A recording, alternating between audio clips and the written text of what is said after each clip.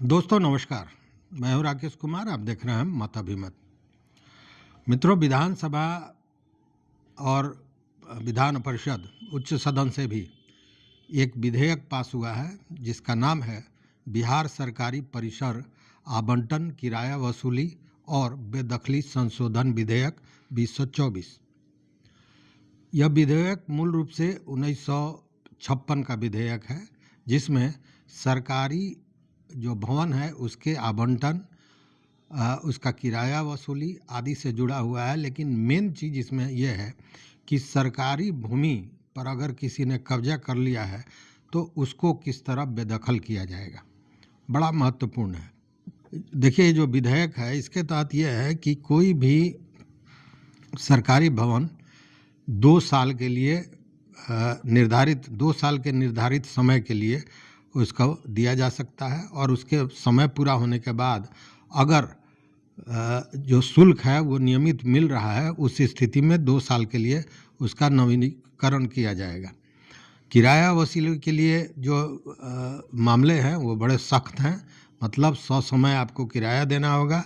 अगर किराया आप नहीं देते हैं समय पर तो स्वतः वो जो आवंटन है वो समाप्त माना जाएगा।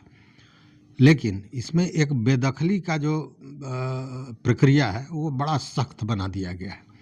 बेदखली के लिए कहा गया है कि अगर गैर कानूनी कब्जा आपने किया है तो सख्त रूप से कार्रवाई की जाएगी और उस कार्रवाई के तहत 6 माह का कैद हो सकता है, 10,000 रुपया जुर्माना हो सकता है।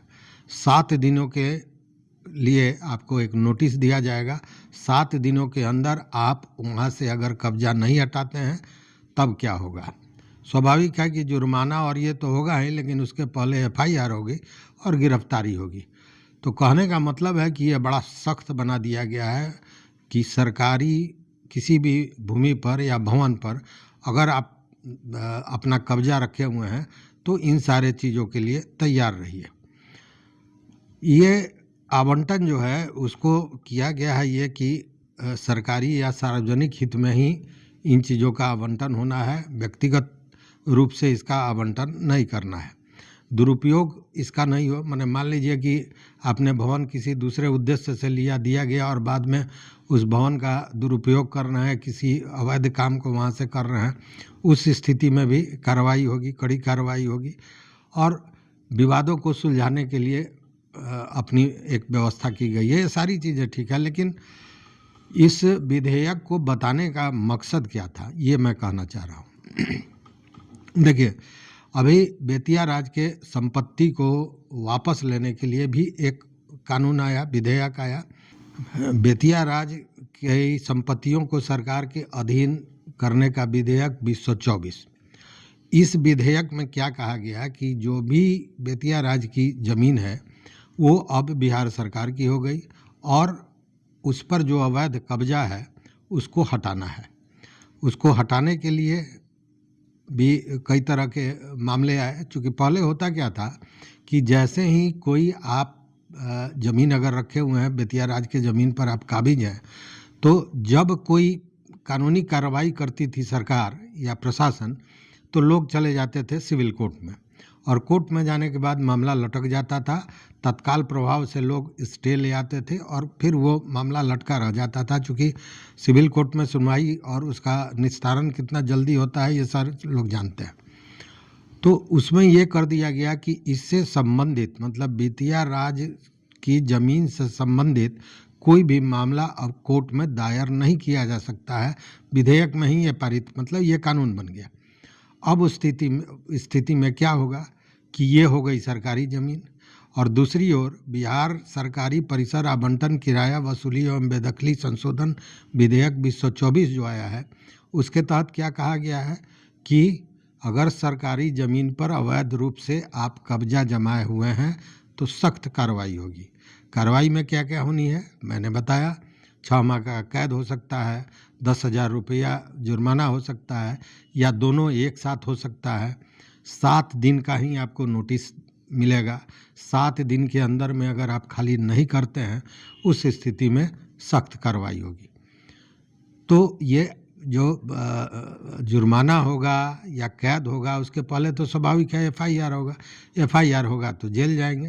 तो ये सारी प्रक्रिया हो गई है। और दूसरी ओर उधर देखिए, ज़मीन सर्वे जो हो रहा है वहाँ पर भी सरकारी ज़मीन का सूची किससे मांगा जा रहा है? तो अंचलाधिकारी से मांगा जा रहा है, जबकि सच्चाई यही है कि सरकार के पास भी सरकारी भूमि का पूरा ब्यौरा अगर मांग दिया जाए तो नहीं है। अब अंचलाधिकारी देंगे, उसमें बहुत सही होगा, बहुत गलत होगा। बहुत गलत लोग अपनी चीज़ को सही करा लेंगे और बहुत सही लोग भी गलती से फंसाए जाएंगे। उस स्थिति में यह कानून जो है वह निश्चित रूप से